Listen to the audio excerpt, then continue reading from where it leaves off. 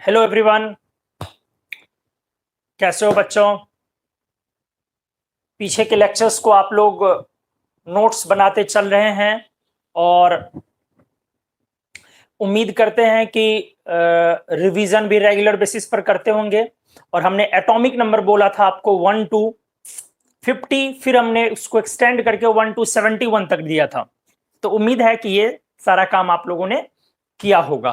तो अब हम लोग आज के लेक्चर में जो कुछ नया चीज सीखने वाले हैं, एटॉमिक स्ट्रक्चर का 4th lecture, electronic and nuclear events, मतलब कुछ ऐसी चीजें जो इलेक्ट्रॉन और न्यूक्लियस से जुड़ी हुई घटनाएं हैं, जैसे आइसोटोप्स वगैरह आपने सुनी। ठीक है, तो इन सब चीजों को हम लोग आज डिस्कस करेंगे। तैयार रहिए और नोट्स कॉपी लेके पेन लेके हमेशा क्लास में बैठा कीजिए।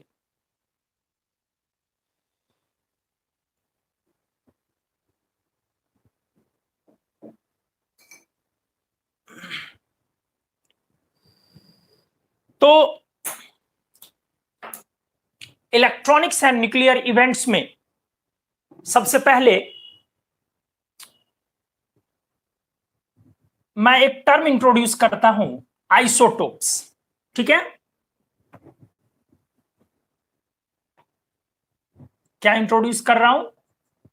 आइसोटोप्स। आप लोगों ने सुन रखा है, जैसे कुछ घटनाएं इलेक्ट्रॉन से जुड़ी हुई और कुछ घटनाएं न्यूक्लियस से जुड़ी हुई, उन सभी का जिक्र होगा।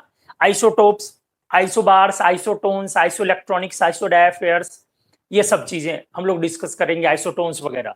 और बहुत सारी बातें उस पर होंगी, बहुत सारी चीजें हम लोग उसमें देखेंगे। आइसोटोप्स, ये कॉन्सेप्ट इंट्रोड्यूस करने वाले साइंटिस्ट का नाम था सॉडी।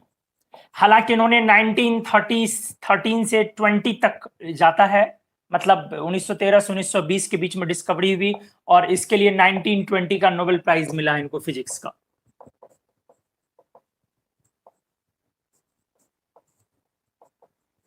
ठीक है, मतलब एग्जैक्टली आइसोटोप्स की डिस्कवरी उन्हीं दिनों हुई है जिन दिनों केमिस्ट्री में एटॉमिक नंबर टर्म इंट्रोड्यूस हुआ है। जिन दिनों केमिस्ट्री में एटॉमिक नंबर टर्म इंट्रोड्यूस हुआ है, उन्हीं दिनों करीब करीब आइसोटोप्स भी इंट्रोड्यूस किया गया सॉडी नाम के साइंटिस्ट के द्वारा। आप आइसोटोप्स कहते किसको है, अच्छे से देखें ध्यान से। Atoms of an element having different number of protons। आराम से देखना, यही बोलते हो ना कि सर एक ही एलिमेंट के डिफरेंट एटम्स, अगर उनमें डिफरेंट नंबर ऑफ न्यूट्रॉन्स हो जाए, एक ही एलिमेंट के डिफरेंट एटम्स अगर उसमें डिफरेंट नंबर ऑफ न्यूट्रॉन्स हो जाए, मतलब Z सेम है, कांस्टेंट लिख लें अपन, और न्यूट्रॉन्स डिफरेंट है, N नॉट कांस्टेंट लिख लें अपन।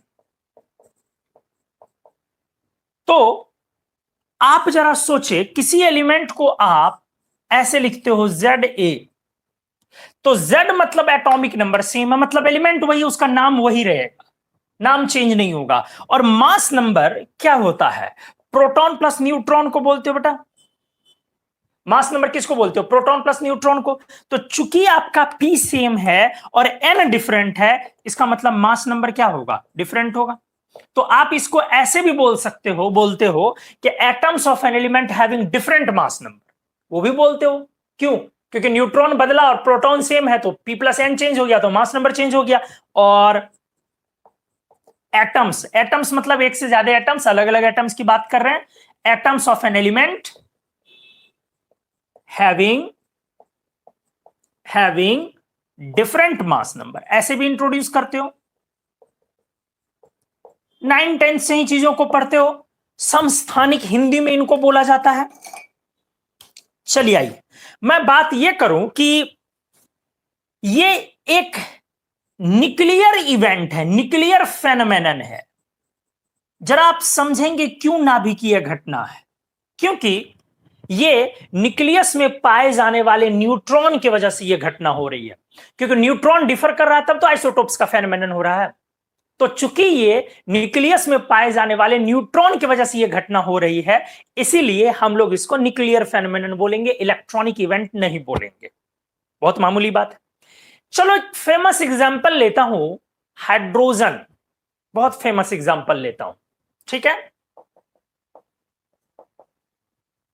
हाइड्रोजन बहुत आम एलिमेंट है, एक आइसोटोपिक एलिमेंट है हाइड्रोजन, मतलब जिसके आइसोटोप्स हैं, an isotopic element having many isotopes, many isotopes, बहुत सारे आइसोटोप्स हैं। Some of them are natural and some are artificial. क्या बोला दोस्त हमने? कुछ उसमें नेचुरल भी है, प्राकृतिक आइसोटोप्स, और कुछ उसमें आर्टिफिशियल भी है, कृत्रिम भी आइसोटोप्स हैं। आइसोटोप्स तैयार किए जाते हैं, हेवी आइसोटोप्स वगैरह बहुत सारे तैयार किए जाते हैं, तो कुछ नेचुरल भी हैं हाइड्रोजन के और कुछ आर्टिफिशियल भी हैं। जैसे आपने सुना H11, H12, H13, H14, H15, H16, जी हां, वगैरह वगैरह। तो आप नहीं कह सकते हैं कि एग्जैक्ट कितने आइसोटोप्स हैं, दिन ब दिन साल दर साल खोज होते चले जा रहे हैं। सामान्य तौर पर ध्यान से सुने, अब इसमें क्या है, आपने इन तीनों का नाम सुना होगा। एक्चुअली ये तीनों नेचुरल आइसोटोप्स हैं। क्या है? नेचुरल आइसोटोप्स, इसीलिए आपने इसी तीनों का नाम सुना है। हां, कुछ लोग हाइड्रोजन 14 भी जानते हैं, लेकिन जान लें कि इधर सारे वाले आर्टिफिशियल हैं, आर्टिफिशियल और मैन मेड बोल लें आप, ठीक है, मैन मेड आइसोटोप्स है इधर वाले। हालांकि आइसोटोप्स का अलग अलग नाम नहीं होता है। जैसे आपने क्लोरीन का 35 सुना, क्लोरीन 37 सुना, तो कोई अलग नाम नहीं होता है, उसको आप Cl ही दोनों को बोलते हैं। बहुत डिफरेंशिएट करना हो तो Cl35 बोल लोगे, Cl37 बोल लोगे, इससे ज्यादा कुछ डिफरेंशिएट नहीं होता। लेकिन हाइड्रोजन के केस में, हाइड्रोजन ही एक ऐसा आइसोटोप है, एलिमेंट है, जिसके आइसोटोप्स का भी अलग अलग नाम है। तो चलिए आपको मैं एक बार कंपेयर करके दिखाता हूं। H1, H2 और H3, 4, 5, 6, 7 की तो बात भी नहीं करते हैं अपन, उसको छोड़ देते हैं हम लोग, ठीक है। बारे में कुछ लिखना होगा तो लिख लेंगे, बस हमने इंट्रोड्यूस करवा दिया आपको कि बहुत सारे हैं, जिसमें से कि 1, 2, 3 आपके नेचुरल है, 4, 5, 6, 7 वाले उधर सारे जो है वो क्या है, आर्टिफिशियल है। तो चलिए आइए मैं क्या बोल रहा हूं। नाउ अगर लिखा जाए यहां H11, यहां लिखा जाए H12, क्यों ना नेक्स्ट पेज में आया जाए, आराम से हम लोग इत्मीनान से अच्छे से स्पेस लेकर के काम करें। आप जरा एक बार स्क्रीनशॉट ले लें इस पेज का प्लीज। ये आपका पेज नंबर 1 है, मैं यहां लिख दे रहा हूं।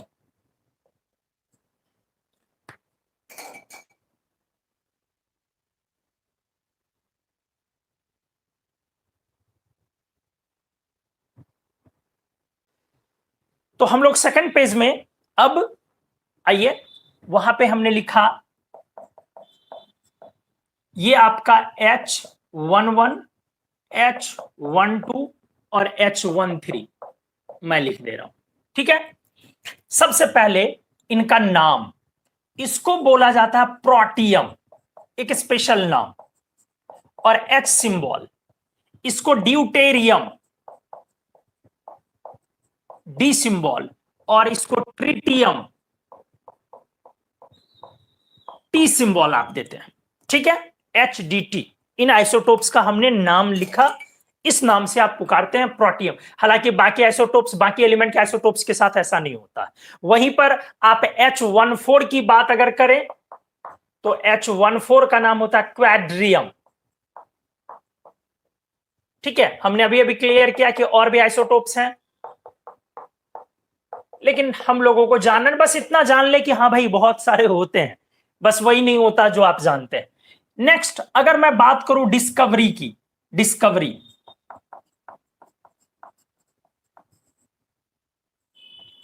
तो प्रोटियम को डिस्कवर करने वाले साइंटिस्ट कैवेंडिश थे, सभी को पता होगा, 9, 10 से ही चीजें आ रही है। 1766 ठीक है। 1766 में 1786 में प्रोटियम का डिस्कवरी कैवेंडिश ने किया। हालांकि हाइड्रोजन का नाम हाइड्रोजन देने वाले साइंटिस्ट कैवेंडिश नहीं थे, वो लेविजियर थे। आपने लेविजियर का नाम सुना होगा। तो लेविजियर ने हाइड्रोजन का नाम हाइड्रोजन रखा था, ठीक है, लेकिन डिस्कवरी कैवेंडिश के नाम पर है। और हाइड्रोजन को पहले इसका जो ओल्ड नेम था, एंशियंट नेम था, वो था इनफ्लेमेबल एयर, ज्वलनशील हवा, क्योंकि हाइड्रोजन एयर में आने के बाद बर्न करेगी। तो पहले इनफ्लेमेबल एयर के नाम से हाइड्रोजन जाना जाता था, लेकिन बाद में इसका नाम लेविजियर ने हाइड्रोजन किया। एनीवेज, ड्यूटेरियम की डिस्कवरी करने वाले साइंटिस्ट हैं एच.सी. यूरे, और 1931 में ये डिस्कवरी हुई है। ट्रिटियम की डिस्कवरी में 3-4 लोग हैं। रदरफोर्ड साहब भी हैं। रदरफोर्ड बहुत महान साइंटिस्ट हैं। रदरफोर्ड, ओलिफेंट, OLI है, और भी लोग हैं। और इसकी डिस्कवरी 1934 में। तो 1766 डिस्कवरी की मैं बात कर रहा हूं, 1931, 1934। नेक्स्ट आ जाओ, स्टेबिलिटी की बात कर लो, ध्यान से देख लो क्या मतलब हुआ। मतलब यह हुआ कि, अच्छा सुने, ये आइसोटोप्स रहेंगे या कुछ समय बाद खत्म होके अनस्टेबल एलिमेंट जैसे होता है कि वो दूसरे में कन्वर्ट कर जाते हैं। तो उससे पहले स्टेबिलिटी की बात करो। ये दोनों नॉन रेडियो एक्टिव है, इसलिए स्टेबल भी हैं।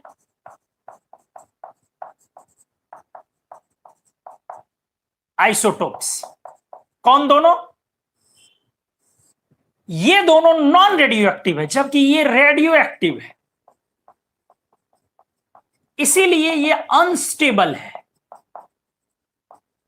आप रेडियो एक्टिव एलिमेंट को इस तरीके से भी दिखा सकते हैं, ऐसे। रेडियो एक्टिव एलिमेंट का ये रिप्रेजेंटेशन होता है, ठीक है। और ये सारे इधर रेडियो एक्टिव है, मैनमेड है, और सारे के सारे रेडियो एक्टिव हैं एंड अनस्टेबल है, हाईली अनस्टेबल है, बहुत ही ज्यादा अनस्टेबल है। हालांकि जानना नहीं है, फिर भी मैंने बताया, क्योंकि ये क्या है, आपका आर्टिफिशियल आइसोटोप्स है। तो हाइड्रोजन, बस इंट्रोड्यूस करवा रहा हूं आइसोटोप्स से आपको। हाइड्रोजन 11, हाइड्रोजन 12 और हाइड्रोजन 13, ठीक है। इसकी डिस्कवरी कैवेंडिश 76, एच.सी. यूरे 1931, रदरफोर्ड 1934। और स्टेबिलिटी में ये दोनों नॉन रेडियो एक्टिव आइसोटोप्स हैं, और ये भी स्टेबल है और ये भी स्टेबल है। अब इनके हाफ लाइफ पीरियड की बात करें, आपने सुना होगा, 9th-10th में भी थोड़ी बहुत चर्चा है इस बात की। टी हाफ लिखते हैं हम लोग। जो लोग नहीं जानते हैं इसको, कोई घबराने की बात नहीं है, आगे जब आप न्यूक्लियर केमिस्ट्री वगैरह पढ़ेंगे तो डेफिनेटली आ जाएगा, ठीक है। तो कोई डरने की बात नहीं है, हाफ लाइफ पीरियड आएगा, डिस्कस करें। In short, half life period को ऐसे समझे कि हर चीज के लिए, हर चीज की स्टेबिलिटी को रिप्रेजेंट करने के लिए उसकी उम्र हाफ लाइफ पीरियड से रिप्रेजेंट की जाती है, कि कितने उम्र के बाद ये दूसरे चीज में कन्वर्ट होगा, किस रिएक्शन के थ्रू कन्वर्ट होगा। तो हाफ लाइफ पीरियड से उसको रिप्रेजेंट किया जाता है, उसकी स्टेबिलिटी, उसकी उम्र एक तरीके से समझिए। तो चूंकि ये दोनों स्टेबल हैं, तो इन दोनों का कोई हाफ लाइफ पीरियड डिफाइन नहीं होगा। मतलब हजारों साल अर्थ रह जाए, लाखों साल अर्थ रह जाए, लेकिन ये दोनों कभी भी दूसरे एलिमेंट में कन्वर्ट नहीं करेंगे, किसी भी न्यूक्लियर रिएक्शन के थ्रू। न्यूक्लियर रिएक्शन के थ्रू मतलब अंदर के चेंज के थ्रू हाइड्रोजन रहेगा, वो हाइड्रोजन हाइड्रोजन ही रहेगा, किसी दूसरे फॉर्म में कन्वर्ट नहीं होगा। वहीं ये अपना half life period beta minus decay के थ्रू 12.32 ईयर्स इसका हाफ लाइफ पीरियड है। उसके बाद ये ट्रिटियम हीलियम में कन्वर्ट होगा अपने हाफ लाइफ पीरियड को क्रॉस करके। तो ये अनस्टेबल एलिमेंट हुआ, ठीक है, आइसोटोप हुआ। अब वहीं पर अगर क्वाड्रियम, हालांकि इधर जानना नहीं, अगर थोड़ा सा आप जानना चाहे तो जान ले, इसका हाफ लाइफ पीरियड 10⁻⁻21 सेकेंड होता है। जरा समझे आप चीजों को। 10⁻⁻21 सेकेंड, और वो हाइड्रोजन, प्रोटियम और ड्यूटेरियम का कोई हाफ लाइफ पीरियड ऐसा डिफाइन नहीं है। ट्रिटियम का 12.32 ईयर्स है, और क्वाड्रियम का जरा देखो 10⁻⁻21 सेकेंड, एक सेकेंड का 10⁻21 पार्ट। मतलब आप समझिए कितना अनस्टेबल हुआ। तो उधर वालों की तो और बात ही नहीं करें, ठीक है। ये सारे आर्टिफिशियल है, नेचर में पाए नहीं जाते। अब आ जाइए, मैं बात करता हूं जो नेचर में पाए जा रहे हैं, मेनली 1, 2 और 3 की।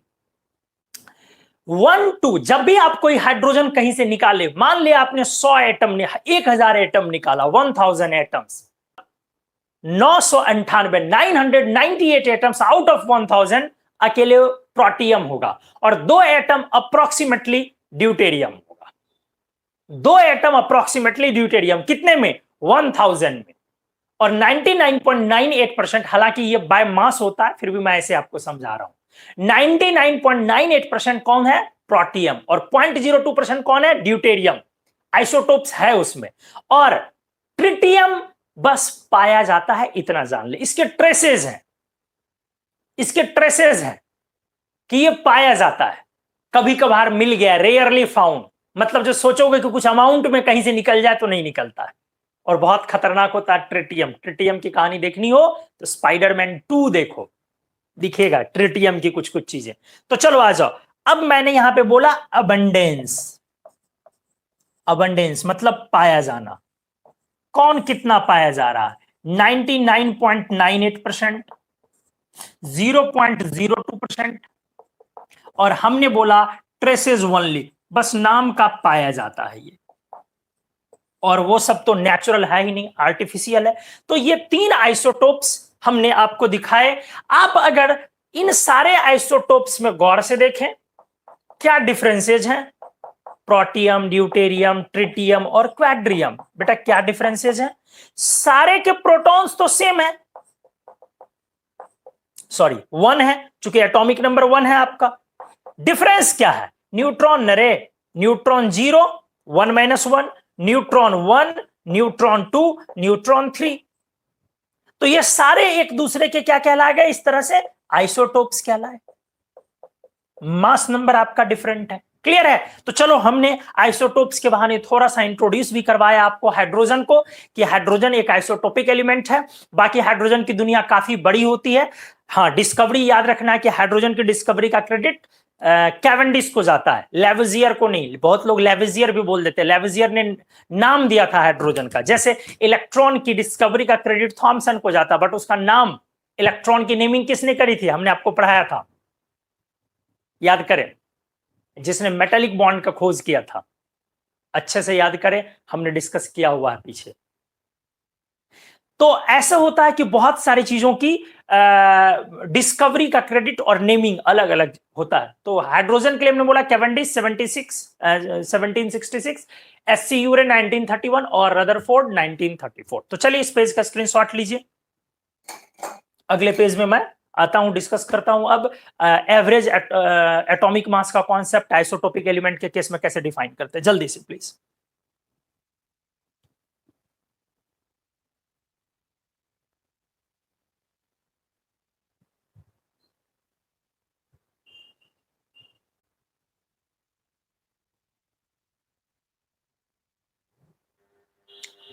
तो अब इस थर्ड पेज में हम लोग आइए,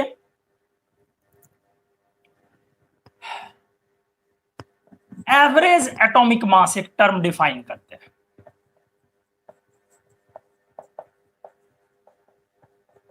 सर ये क्या है? अच्छे से देख लो। चूंकि किसी एलिमेंट का जब आइसोटोप होता है, तो डेफिनेटली आप उसका एटॉमिक मास क्या बोले, ये एक कंफ्यूजन का सब्जेक्ट है। ठीक है? मतलब ये, मान लो कि let a sample of naturally occurring boron. ठीक है? अच्छे से देखना बेटा, बोरॉन consists of 99 point या 98% of boron, 98.2 कर रहा हूं, percent of boron 10 and remaining boron 11. ठीक है। अब मैं आपसे कह रहा हूं कि find the atomic mass of boron sample. Question का मतलब पहले समझो, फिर अपने आप टॉपिक बेटा समझ में आ जाएगा। हमने दिया कि एक सैंपल ले लो नेचुरली अकरिंग बोरॉन का, मतलब बोरॉन आपने नेचुरली अकरिंग प्राकृतिक तौर पर कोई बोरॉन आपने कहीं से लाया है, अर्थ से लाया या कहां से लाया doesn't matter, but you having some samples of naturally occurring boron in your hand. अब उसमें जो बोरॉन आपके पास है उसमें 98.2% बोरॉन 10 के, जैसे हमने अभी कैसे किया था कि 99.98% हाइड्रोजन 11 का, रिमेनिंग 0.02% जो आपका वो हाइड्रोजन 12 का। तो हमने अभी दिया 98.2% किसका, बोरॉन 10 का, और बाकी बोरॉन 11। मतलब आपने जो सैंपल निकाला है उसमें बोरॉन 10 भी है सारे एटम में, कुछ एटम्स बोरॉन 11 भी हैं, लेकिन मोस्टली एटम दोस्त बोरॉन 10 है, लेकिन कभी कभी कहीं कहीं बोरॉन 11 भी है, जरा आप देख ले। ठीक है, ये आपका एक बोरॉन का सैंपल है, ये आपको मिला है। अब क्वेश्चन ये है कि इसका एटॉमिक मास क्या होगा। तो जाहिर सी बात है एटॉमिक मास आप 10 तो बोलेंगे नहीं, 10 ग्राम पर मोल, और एटॉमिक मास आप 11 भी नहीं बोल सकते हैं, क्योंकि ना तो सिर्फ 10 है ना तो 11 है।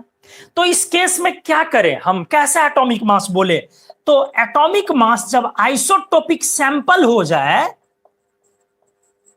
वैसा सैंपल जिसका आइसोटोप्स है, तो उस केस में एवरेज एटॉमिक मास डिफाइन करते हैं। क्या डिफाइन करते हैं दोस्त, एवरेज एटॉमिक मास। सर ये एवरेज कैसे ले, इसका मतलब है सर इसका एवरेज एटॉमिक मास हम लोगों को बोलना पड़ेगा 10 + 11 डिवाइडेड बाय 2, नहीं 10.05, नहीं बिल्कुल नहीं, ये एवरेज नहीं हुआ। एवरेज में ये भी तो देखो, मेजर जो अमाउंट है वो किसका है, बोरॉन 10 का है, तो आपका एवरेज तो 10 के क्लोज होना चाहिए। तो कैसे एवरेज निकालोगे, जरा देखो ध्यान से देखो। एवरेज एटॉमिक मास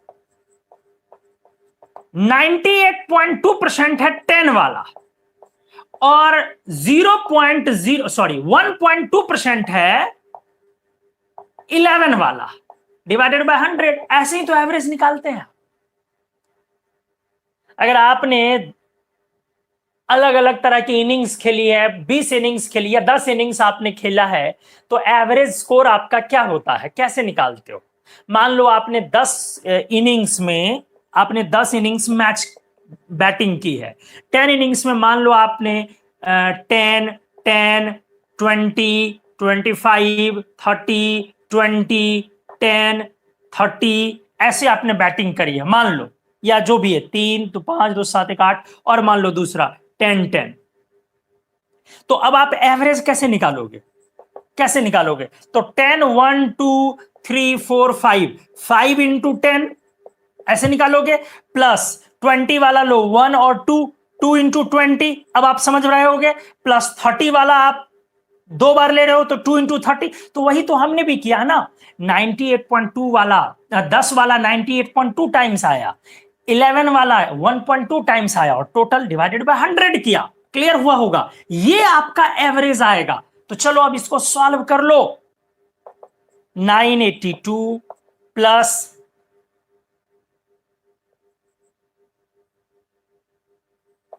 12.2, सही है ना, sorry 13.2 divided by 100 divided by 100 10.01। मतलब आपने अब जो बोरॉन बोलना है, ना 10 बोलना है ना 11, जो आपके डब्बे में, सीसी में, बॉटल में वेसल में, कंटेनर में जो आपने लिख के चिपकाना है वो ये चिपकाना है। क्लियर है? अब ये समझो, मतलब आपका बोरॉन का एवरेज एटॉमिक मास यहां निकला। अब ये समझो पीरियोडिक टेबल के अधिकांश एलिमेंट के सरप्राइजिंगली आइसोटोप्स होते हैं। लोग समझते हैं बहुत कम एलिमेंट के आइसोटोप्स होते हैं, नहीं, मोस्ट ऑफ ऑल एलिमेंट्स के पीरियोडिक टेबल में आइसोटोप्स होते हैं, इसीलिए उनके एवरेज एटॉमिक मास ही बोले जाते हैं। और ये परसेंटेज भी फिक्स नहीं होता है दोस्तों, कई बार ये परसेंटेज जगह पर प्लेस टू प्लेस डिफर भी कर जाता है, इसलिए एटॉमिक मास भी डिफर करता। क्या बोला हमने?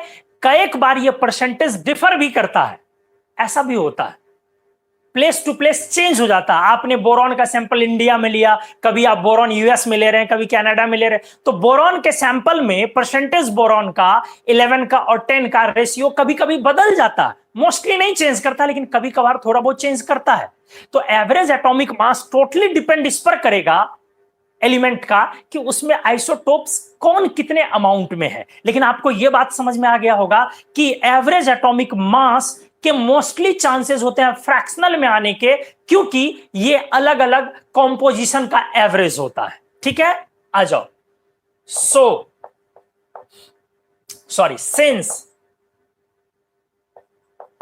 since most of all elements of periodic table having isotopic abundances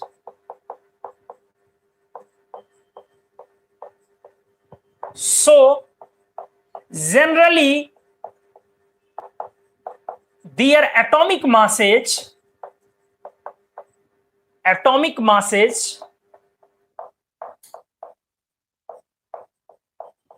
are abbreviated as average atomic mass। Clear समझ में आ गया होगा?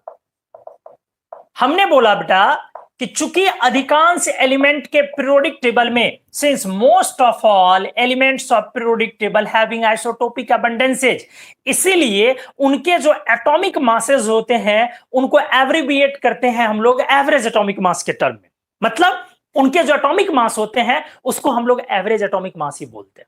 क्यों एवरेज टर्म आया समझ में आ गया? क्योंकि एक एटॉमिक मास कुछ बोल नहीं सकते हो। तो क्लोरीन का कभी तुम 35 बोलते हो, जरा मेरी बात को सुनोगे, क्लोरीन अच्छे से सुन लो मेरी बात को, बोलते हो सर क्लोरीन 35, बोलते हो क्लोरीन 37, लेकिन प्रैक्टिकल बात करो, तुम्हारे हाथ में सिर्फ 35 नहीं होता, तुम्हारे हाथ में सिर्फ 37 नहीं होता, तुम्हारे हाथ में क्लोरीन का सैंपल होता है। और जब क्लोरीन का सैंपल होता है तो वो नेचुरल है अगर, तो उसमें 35 और 37 का जो प्रॉपर रेशियो होता है जनरली वो मिक्स होगा। समझ रहे हैं मेरी बात को? आप हाइड्रोजन जब भी लाएं, जहां से लाएं, तो ऑटोमेटिकली उसमें 99.98% H11 होगा और 0.02% H12 होगा। इसीलिए आप सिर्फ 35 सिर्फ 37 नहीं बोल सकते हैं, मोस्टली एवरेज चलता है। एवरेज ही जेन्युइन है, क्योंकि आइसोटोप्स का होना तय है। पीरियोडिक टेबल के अधिकांश एलिमेंट्स के आइसोटोप्स होते हैं, क्लियर होनी चाहिए बात। ठीक है, बहुत ही कम ऐसे एलिमेंट्स होते हैं जिनके आइसोटोप्स नहीं होते हैं, बहुत कम, वेरी फ्यू। हम उसके बारे में डिस्कस कर दें आपको। Very few elements in periodic table which do not have any isotope। तो सर याद रखना, तो इसको इंटरेस्टिंग हो गया। जैसे देखो कौन कौन, पहला बेरिलियम 9, फ्लोरीन 19, सोडियम 23, फास्फोरस 31 और एल्यूमिनियम 27।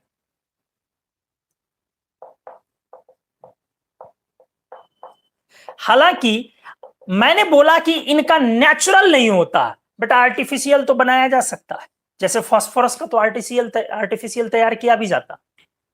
ठीक है, बहुत सारी चीजों को ट्रेस करने में इलेक्ट्रॉनिक गैजेट्स में उसका इस्तेमाल भी किया जाता। क्लियर है? तो हमने नेचुरल आइसोटोप्स की बात की है कि पीरियोडिक टेबल के अधिकांश एलिमेंट्स के आइसोटोप्स होते हैं, कुछ ही एलिमेंट्स ऐसे हैं जिसके आइसोटोप्स नहीं होते हैं। ये एलिमेंट्स याद रखने बेहद जरूरी है, क्योंकि हम लोग का syllabus 11th 12th based JEE NEET advanced वगैरह का है, तो इसमें लिमिटेड ही कुछ चीजें हैं, बहुत ज्यादा मारामारी इसमें करना है नहीं। तो क्या है? Beryllium, fluorine, sodium, aluminium, phosphorus. Clear है? तो इतने एलिमेंट्स के आइसोटोप्स नहीं होते हैं। अब जब पीरियोडिक टेबल में आप आओ तो इवन और ऑड एटॉमिक नंबर एलिमेंट्स में जानते हैं आप, इवन एटॉमिक हायर क्लासेस वालों को पढ़ना होता है इसका रीजंस वगैरह, आप लोग को रीजन वगैरह नहीं जानना, सिर्फ आप रफली जान ले इंफॉर्मेशन। इवन एटॉमिक नंबर वाले जो एलिमेंट्स होते हैं उनके आइसोटोप्स की संख्या ज्यादा होती है, स्टेबल आइसोटोप्स, इररेस्पेक्टिव ऑफ बगल के ऑड एटॉमिक नंबर वाले एलिमेंट्स के आइसोटोप्स की संख्या। क्या बोला हमने? क्या बोला बेटा? मैंने बोला कि इवन एटॉमिक नंबर एलिमेंट वाले जो एटॉमिक नंबर वाले जो एलिमेंट्स होते हैं उनके अगल बगल दाएं बाएं ऑड वाले होंगे, तो इनके आइसोटोप्स के रिस्पेक्ट में इसके आइसोटोप इवन वाले के आइसोटोप्स की संख्या सामान्य तौर पर ज्यादा होगी। कार्बन 6, राइट साइड नाइट्रोजन 7 और लेफ्ट साइड बोरॉन 5। तो बोरॉन और नाइट्रोजन के आइसोटोप्स के रिस्पेक्ट में कार्बन के आइसोटोप्स के जनरल संख्या ज्यादा होगी। जानते भी है कार्बन के होते हैं बहुत सारे आइसोटोप्स, हार्किन्स रूल बोलते हैं। नेक्स्ट पेज में इसको लिख देता हूं, क्योंकि बहुत ज्यादा ये हमारे सिलेबस में है नहीं, इसलिए थोड़ी मोड़ी चर्चा हो जाए काफी है। तो इस पेज का आप स्क्रीनशॉट ले, मैं नेक्स्ट पेज में वो लिखता हूं प्लीज।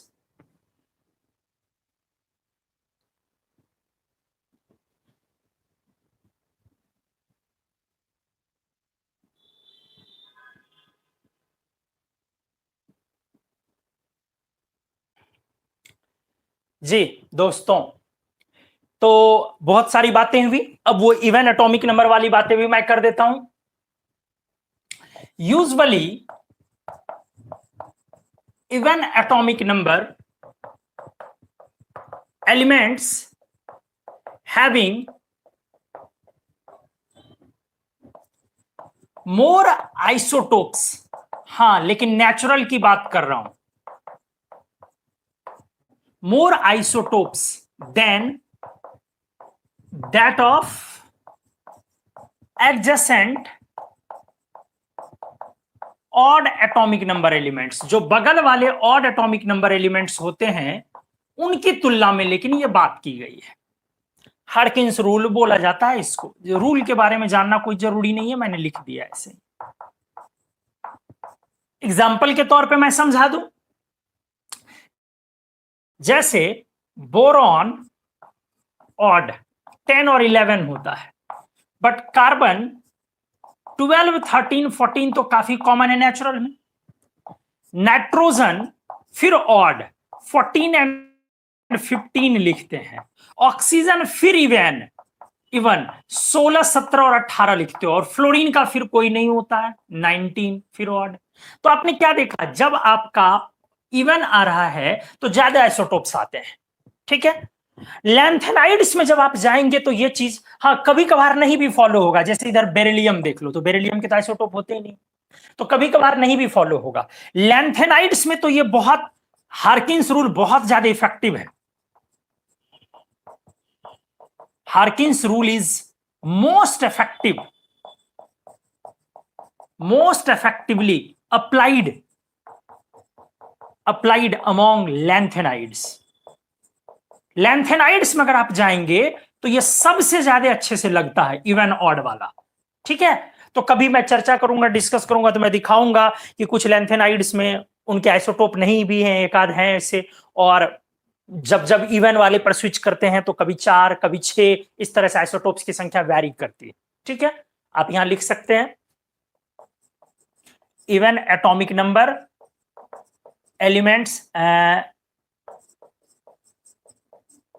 elements of lanthanides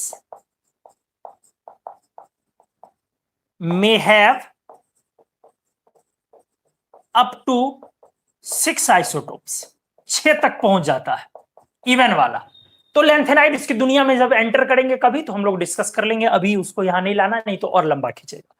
ध्यान से देखें, मैं क्या कहने जा रहा था, हाँ, सबसे ज्यादा नंबर ऑफ नेचुरल आइसोटोप्स 3 का होता है। Highest number of natural isotopes किसका होता है बेटा? नेचुरल, बार बार मैं बोल रहा हूं, किस एलिमेंट का? 3 का। Sn एटॉमिक नंबर 50, इसके 10 आइसोटोप्स होते हैं। 3 के कितने? 10 आइसोटोप्स। एटॉमिक मास 112 से शुरू होकर 124 तक, मतलब सबसे हल्का आइसोटोप जो है इसका 112 का है और सबसे हैवी आइसोटोप जो इसका 124 है। क्लियर है? तो हमने आइसोटोप्स में ये बातें बताई आपको। लेंथेनाइड्स वाला बड़ा इंटरेस्टिंग है, जाओगे लेंथेनाइड्स में तो दिखाएंगे वहां पे, अभी जिक्र नहीं करना, नहीं तो सिलेबस से फिर हम लोग मतलब एरिया से हम लोग डिस्ट्रैक्ट करेंगे। तो हमने क्या बोला? हमने पहले ये बोला कि आइसोटोप्स बोलते किसको है? एक ही एलिमेंट के अलग अलग एटम्स का एटॉमिक मास डिफरेंट होना, मास नंबर डिफरेंट होना, और वो just due to variation of number of neutrons. तो आइसोटोप की डिस्कवरी स्वाडी ने की, और उससे पहले माना यह जाता था कि एक एलिमेंट के जितने भी एटम्स हैं वो हर मामले में समान होते हैं। लेकिन आइसोटोप्स आने के बाद पता चला नहीं भाई, एलिमेंट्स अलग अलग, एलिमेंट्स के एटम्स डिफर हो सकते हैं, डिफरेंट, और अधिकांश एलिमेंट के आइसोटोप्स होते हैं। मतलब एटम्स के आपस के जो नेचर है वो अलग अलग हो सकते हैं, बट केमिकल नेचर अलग नहीं होते हैं। क्योंकि आइसोटोप्स में क्या होता है, वो न्यूक्लियर फेनोमेनन है, इलेक्ट्रॉनिक फेनोमेनन नहीं है। इसीलिए जो केमिकल प्रॉपर्टी होते हैं आइसोटोप्स के वो सेम होते हैं, क्योंकि केमिकल प्रॉपर्टी डिपेंड करते हैं इलेक्ट्रॉन्स पर, वो एटॉमिक नंबर पर डिपेंड करते हैं, और एटॉमिक नंबर उनका सेम है। ठीक है, चलो मैं लिख दे रहा हूं क्या, chemical properties of isotopes remains similar। ध्यान से बेटा, क्यों? H chemical properties of elements are periodic function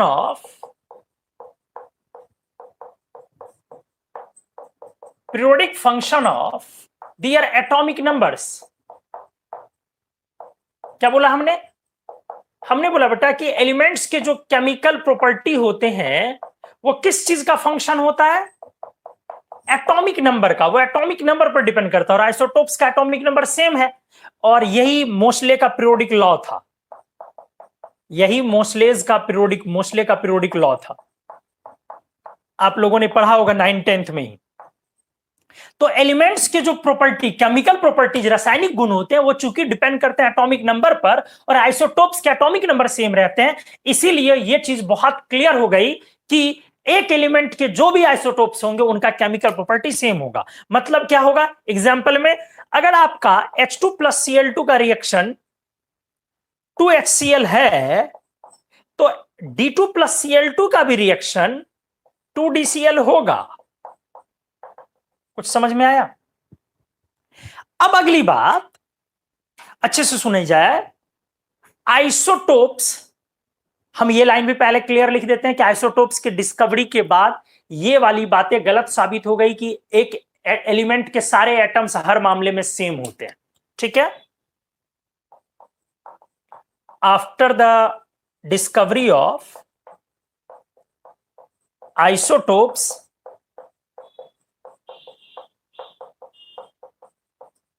it has been proven wrong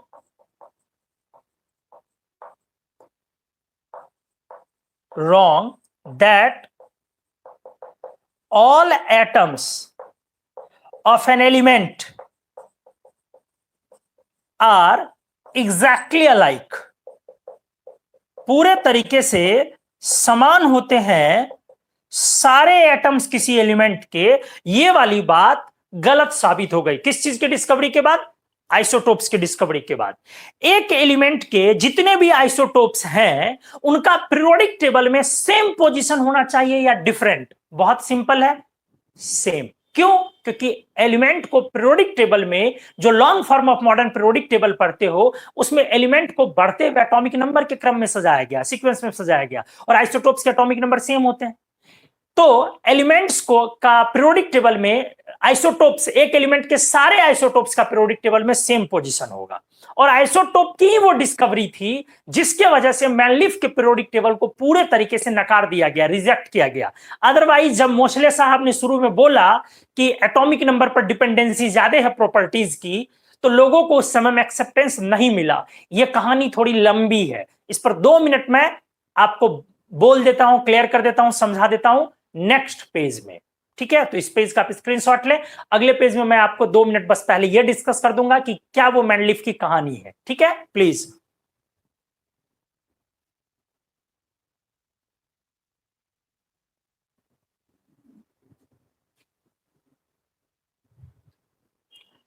तो आइए इस पेज में हम लोग अब पहले वो वाली बात मैं कर दूं। After the discovery of isotopes, Manlif's periodic table gets discarded completely. पूरे तरीके से उसको नकार दिया गया। पीरियोडिक टेबल का इतिहास यह था कि 1869 में एक अच्छा पीरियोडिक टेबल बना मैनलिफ का, ठीक है, और जिसमें बोला गया कि प्रॉपर्टीज ऑफ एलिमेंट्स जो हैं, तत्वों के जो गुण हैं, वो डिपेंड करते हैं एटॉमिक मास पर। ये फंक्शन है एटॉमिक मास का, इसीलिए एलिमेंट्स को बढ़ते हुए एटॉमिक मास के क्रम में सजाया गया। ये पीरियोडिक टेबल काफी लंबे समय तक चला। 1913-15 में मोसले साहब ने एक पीरियोडिक टेबल दिया जिसका नाम पड़ा मॉडर्न पीरियोडिक टेबल। उन्होंने ये पीरियोडिक टेबल दिया। अब इस समय में इन्होंने ये बताया, एटॉमिक नंबर की डिस्कवरी हुई और इन्होंने बोला कि properties of elements are periodic function of their atomic number. आप जान ले, एटॉमिक नंबर बीच में आया है, एटॉमिक नंबर यहां नहीं था। एटॉमिक नंबर 1913 में मोसले ने लाया, ठीक है, तो उससे पहले एटॉमिक नंबर लोगों को पता नहीं था बेटा। तो अब क्या है कि 69 से 13 बहुत लंबा टाइम हुआ, 31 ईयर्स और प्लस 13 मतलब लगभग 45 ईयर्स, 45 साल कोई मामूली समय तो है नहीं बेटा, बहुत बड़ा टाइम है। इतने समय तक लोगों को एटॉमिक नंबर के बारे में जब आइडिया नहीं है, लोग मैनलिफ के ही पीरियोडिक टेबल को एक्सेप्ट करते आ रहे हैं। और वो देखने में खूबसूरत भी है, अच्छा भी है, एलिमेंट्स प्रॉपर लगा हुआ भी है, जो कि आज के भी पीरियोडिक टेबल से रिजेंबल करता है, वो भी पीरियोडिक टेबल काफी हद तक। तो उस समय में बहुत ज्यादा, चूंकि रिएक्शंस या सब कुछ केमिस्ट्री डेवलप नहीं हुई थी, लोग उस पर डिपेंड करते थे, ठीक है। लेकिन ऑल ऑफ सडन जब एटॉमिक नंबर की डिस्कवरी हुई, मोसले ने 1913 में किया, और उसी समय में 15 तक में जो है आपका पीरियोडिक टेबल लॉन्च कर दिया वर्ल्ड वॉर के दौरान, और उसी दौरान उनकी डेथ भी हो गई 10 सितंबर 1915, ठीक है। 1915 में पीरियोडिक टेबल जिस साल उन्होंने दिया, उसी साल उनकी डेथ भी हुई है। वर्ल्ड वॉर में उनके सर में गोली मार दी गई थी, पकड़े गए थे टर्की में, जासूस के द्वारा पकड़ लिए गए थे, तो उनके सर में गोली मार दी गई थी। और उस समय उनकी उम्र मात्र 28 साल थी, मात्र 28 साल की उम्र में उनकी डेथ हो गई थी, ठीक है। और 26 साल की उम्र में उन्होंने एटॉमिक नंबर जैसा टर्म दिया, और वो भी रदरफोर्ड के स्टूडेंट है। तो खैर एनीवेज, जो इन्होंने पीरियोडिक टेबल बनाया तो इसमें एटॉमिक नंबर वाला टर्म दिया। अब उनका पीटी और इनका पीटी देखने में करीब करीब एक समान है, थोड़े बहुत के डिफरेंसेस मैं आगे कभी डिस्कस करूंगा जब आएगा। तो देखने में करीब करीब पीरियोडिक टेबल समान है, बहुत ज्यादा का डिफरेंसेस नहीं है। लेकिन हाँ, डिफरेंस मेजर क्या है, इन्होंने यह दिखाया है कि एलिमेंट्स के गुण एटॉमिक नंबर पर ज्यादा डिपेंड करते हैं, और उनका क्या नाम मास पर। बट ये इन्होंने नहीं दिखाया कि एटॉमिक मास पर डिपेंड नहीं करता, एटॉमिक नंबर पर डिपेंड करता है। इन्होंने दिखाया कि नंबर पर ज्यादा डिपेंड करता है, कंसिस्टेंट है ज्यादा प्रॉपर्टी, ठीक है, जबकि इनका कहना है कि मास पर। इसी बीच में अब आ गई आइसोटोप्स की डिस्कवरी, इसी के अराउंड 1913 हमने लिखा 1913। जब आइसोटोप्स आ गया, और साथ में उसी समय मोसले की डेथ भी हो जाती है, तो जब आइसोटोप्स आ गया, अब मैनलिफ साहब फंस गए बुरे तरीके से कि भैया मैं अभी तक तो लड़ रहा था मोसले से कि मास पर ज्यादा डिपेंड करता है, ये कहता है लड़का कि एटॉमिक नंबर पर ज्यादा डिपेंड करता है। लेकिन अब क्या है, अब मेरे को कार्बन 12, कार्बन 13, कार्बन 14 तीनों सजाना है। तो एक बार 12 सजाऊं, बढ़ते मास पर 13, अगले मास पर 14, तो मेरा पीरियोडिक टेबल का तो शेप बिगड़ जाएगा। 3 का 10 आइसोटोप है, पता चला आधा पीरियोडिक टेबल वो ऑक्यूपाई कर लिया, छेक लिया, तब जाकर के इनका पीरियोडिक टेबल पूरे तरीके से नकार दिया गया। क्लियर हो गई होंगी चीजें? तो वही हमने लिखा, after the discovery of isotopes Mendeleev's periodic table gets discarded completely, पूरे तरीके से। चलो ये वाली बातें मैं लिख देता हूं जो मैंने बोला कि all isotopes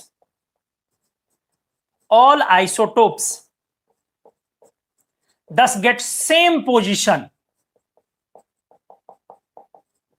in periodic table।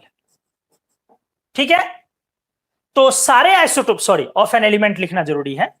Of an element मतलब आप जब लिखते हैं lithium, beryllium, boron, carbon, nitrogen, oxygen, fluorine, तो आप अब एटॉमिक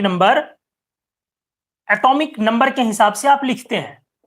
तो मेरे कहने का मतलब बेटा क्या हुआ, इस पोजीशन पर O16 भी है, इसी पोजीशन पर 17 भी है, और इसी पोजीशन पर 18 भी है, इसी पोजीशन पर C12 भी है, C13 भी है, C14 भी है, या कोई आर्टिफिशियल बना दो तो वो भी इसी पोजीशन पर है। तो मेरी बातें आपको समझ में आई होंगी। तो चलो इस पेज में हमने आइसोटोप्स को क्लियर किया। आइसोटोप्स में थोड़ी सी ज्यादा बातें की गई, क्योंकि उसमें है भी बहुत सारी बातों पर डिस्कस करना। उनका आइसोटोप्स की घटना जो है केमिकल न्यूक्लियर फेनोमेनन भी सारे आइसोटोप्स का पीरियोडिक टेबल में सेम पोजीशन हुआ, उनके केमिकल प्रॉपर्टीज सिमिलर हुए, एग्जैक्ट सेम नहीं बोलते हैं, सिमिलर हुए। ठीक है, आइसोटोप्स की डिस्कवरी के बाद पीरियोडिक टेबल में मैनलिव का पीरियोडिक टेबल कंप्लीट डिस्कार्ड कर दिया गया। मोस्ट ऑफ एलिमेंट्स के आइसोटोप्स होते हैं, कुछ के नहीं होते हैं, जैसे beryllium, fluorine, sodium, phosphorus, aluminium, इनके नहीं होते, मोस्टली के होते हैं। और सबसे ज्यादा नंबर ऑफ आइसोटोप्स 3 के हैं। इवन एटॉमिक नंबर वाले एलिमेंट के आइसोटोप्स सामान्य तौर पर बगल के ऑड, एडजेसेंट ऑड वाले से ज्यादा होते हैं। ठीक है, आइसोटोप्स को सेपरेट करने का जो प्रोसेस है बहुत सारा है, उसमें से एक बहुत कॉमन मेथोडोलॉजी है। एम्स में एक बार क्वेश्चन आया था, वो है Graham's law of diffusion. AIIMS के 2006 में क्वेश्चन आया था, मेरे को अच्छे से याद है। ग्राहम्स लॉ ऑफ डिफ्यूजन मतलब आइसोटोप्स को जो सेपरेट करते हैं, बहुत सारे मेथड्स हैं सेपरेशन ऑफ आइसोटोप्स के, एक मेथड है ग्राहम्स लॉ ऑफ डिफ्यूजन। ठीक है, तो याद रखने वाली चीज आप याद रख सकते हैं। सेकंड पे आ रहा हूं मैं, आइसोबार्स।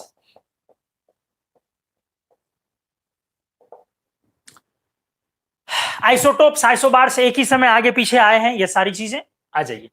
आइसोबार्स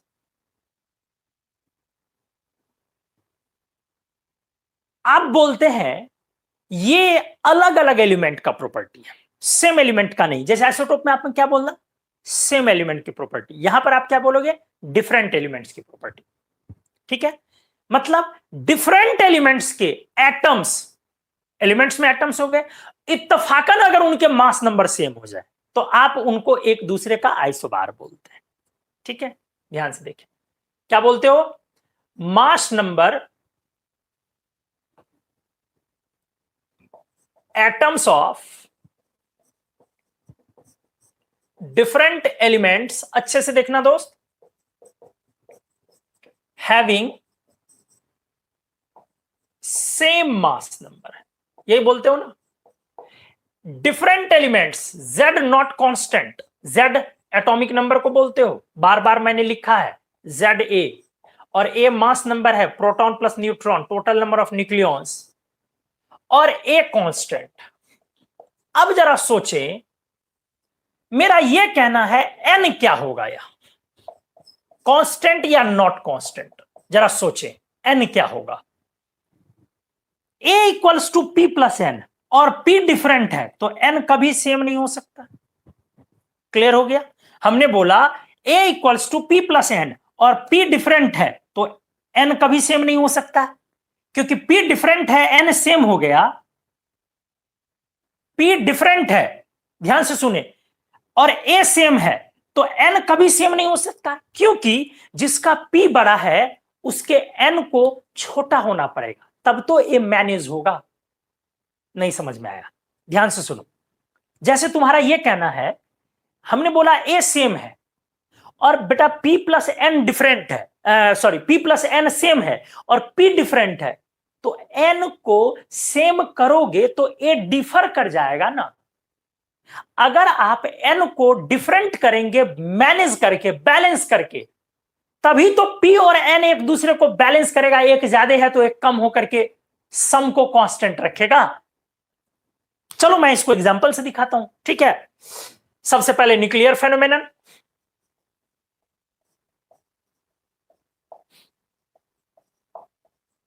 अच्छे से देखो, मान लो आपने दो एलिमेंट लिया एक्स एंड वाई। चूंकि डिफरेंट एलिमेंट्स हैं तो दो एलिमेंट हमने लिया एक्स एंड वाई, बट दोनों आइसोबार हैं तो दोनों का मास नंबर हमने ले लिया ए, बट एटॉमिक नंबर डिफरेंट होगा बेटा। क्यों? क्योंकि एलिमेंट्स डिफरेंट हैं, डिफरेंट एलिमेंट्स है तो एटॉमिक नंबर डिफरेंट। अब जरा सोचो, इसका ए equals to P1 plus N1 लिखोगे जी। N1 इसका नंबर ऑफ न्यूट्रॉन हुआ, P1 इसका प्रोटॉन, और इसका ए भी लिखोगे P2 प्लस N2, ठीक है। P1 P2 अलग अलग प्रोटॉन हुआ। हमने बोला न्यूट्रॉन भी डिफरेंट होगा, होना ही चाहिए, क्योंकि किसी का अगर प्रोटॉन बड़ा हो, मान लो कि P1 बड़ा है P2 से, तो N1 छोटा ना होगा N2 से जी। बहुत सिंपल है, तब ना मैनेज होगा कि P और N का सम बराबर हो जाए। तो चलो आ जाओ, अब ये दोनों बेटा सेम है, इसका मतलब आपने लिखा P1 plus N1 equals to P2 plus N2। इसका मतलब आपने लिखा P1 minus P2 equals to N2 minus N1। आप ये भी डेफिनेशन बोल सकते हैं, ये भी डेफिनेशन बोल सकते हैं आइसोबार्स का। अगर आप ये डेफिनेशन बोल दे तो लोगों को जल्दी समझ में भी ना आए। क्या क्या बोलना है जरा अच्छे से देखो। atoms of different elements, atoms of different elements having same values of differences in their number of protons and differences in their number of neutrons. Atoms of different elements having same values of differences of their number of protons, उनके protons की संख्या का अंतर, and differences of their number of neutrons, proton की संख्या का अंतर neutron की संख्या के अंतर के बराबर हो जाए दो एलिमेंट के एटम्स का, तो उसको आइसोबार्स बोलते हो। ऐसे भी बोल सकते हो। और यहां से ही बहुत साफ है, तुम P1 में से घटा रहे हो P2 को, मतलब P1 बड़ा है P2 से, और यहां N2 में से घटा रहे हो N1 का, मतलब N2 बड़ा है N1 से। तो बात तो समझ में आ गई कि ना तो N1 N2 सेम है, और यह भी क्लियर हो गया कि जिसका प्रोटॉन ज्यादा है, अगर दो एलिमेंट आइसोबार है एक दूसरे का, तो जिसका प्रोटॉन ज्यादा है उसका न्यूट्रॉन उधर वाले से कम होगा। एक एग्जांपल साइड में लिख लो ना, अगर ज्यादा दिक्कत है। आपने लिखा आर्गन 40, आपने लिखा पोटेशियम 40, आपने लिखा कैल्शियम 40, तो आराम से देख लो। इसमें बेटा प्रोटॉन कितना 18, प्रोटॉन 19, प्रोटॉन 20, तो देखो प्रोटॉन नीचे बढ़ रहा। अब न्यूट्रॉन देखो 22, न्यूट्रॉन देखो 21, और न्यूट्रॉन देखो 20। तो क्या देखा आपने, प्रोटॉन ऊपर ज्यादा है, और सॉरी, न्यूट्रॉन ऊपर ज्यादा है और प्रोटॉन नीचे ज्यादा है ना जी। लेकिन इस तरह से ज्यादा है कि P1 minus P2 1, N2 minus N1 1, P1 minus P2 1, N2 minus N1 1। Clear हो गया? तो हमने आपको डिफाइन किया आइसोबार्स, ये भी एक न्यूक्लियर फेनोमेनन है। पीरियोडिक टेबल में आइसोबार्स का पोजीशन सेम होगा या डिफरेंट होगा? पीरियोडिक टेबल में आइसोबार्स का पोजीशन सेम होगा या डिफरेंट होगा? सोचे, डिफरेंट होगा। क्यों? क्योंकि पीरियोडिक टेबल में एलिमेंट्स को सजाया गया है उनके बढ़ते हुए एटॉमिक नंबर के ऑर्डर में, इसलिए डिफरेंट होगा। तो आप इसको भी यहीं पे लिख लो, डिफरेंट केमिकल प्रॉपर्टी, चूंकि एटॉमिक नंबर डिफरेंट है, and positions in periodic table. नहीं, केमिकल प्रॉपर्टी क्यों डिफरेंट? क्योंकि एटॉमिक नंबर डिफरेंट है, और एटॉमिक नंबर पर केमिकल प्रॉपर्टी डिपेंड करती है। और पोजीशंस क्यों डिफरेंट? क्योंकि पोजीशंस एलिमेंट्स का लगाया जाता है बढ़ते हुए एटॉमिक नंबर के क्रम में, और इनका एटॉमिक नंबर ही डिफरेंट है। क्लियर हो गया? तो चलिए, हमने आइसोबार्स के बारे में आपको समझाया और आइसोटोप्स भी हुआ। नेक्स्ट पेज में आते हैं और भी दूसरे प्रॉपर्टीज को लेके, आइसोटोन्स, आइसो इलेक्ट्रॉनिक्स, आइसोडायाफेयर्स, आइसोस्टर्स, ये सब प्रॉपर्टीज बच रहे हैं। तो चलिए आप इस पेज का जल्दी से स्क्रीनशॉट ले ले प्लीज।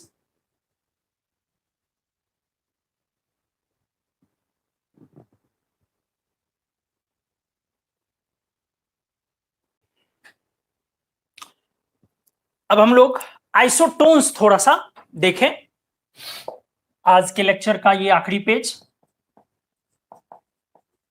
ये भी अलग अलग एलिमेंट्स का प्रॉपर्टी है। जैसे आइसोटोप्स ही बस वो था जो सेम एलिमेंट का प्रॉपर्टी था, ठीक है। ये भी डिफरेंट एलिमेंट्स का प्रॉपर्टी, ये भी आप 9th-10th में पढ़ते हैं। इजी होता है कि अलग अलग एलिमेंट्स के नंबर ऑफ न्यूट्रॉन्स, एटम्स के नंबर ऑफ न्यूट्रॉन्स इत्तफाकन अगर सेम हो जाए, element different, number of neutron इत्तफाकन सेम हो जाए। Atoms of different elements having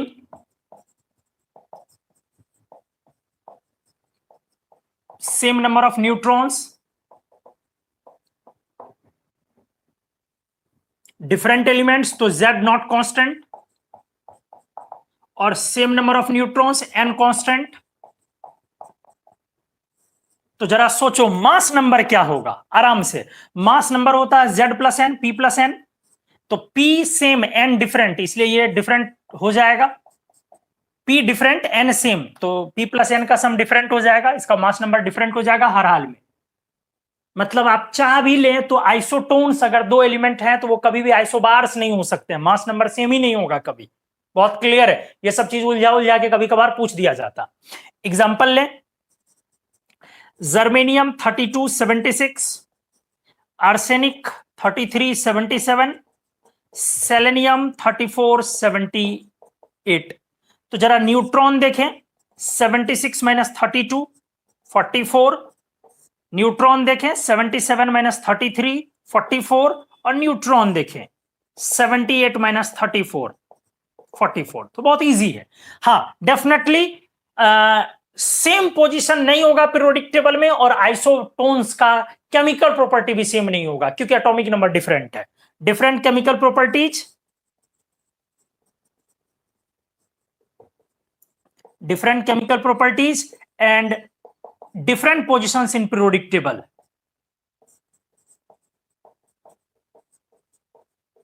एक बात और,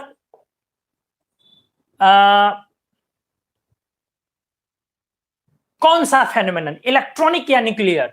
तो चूंकि ये प्रोटॉन न्यूट्रॉन के कारण हो रहा है इसलिए न्यूक्लियर, न्यूक्लियर फेनोमेनन,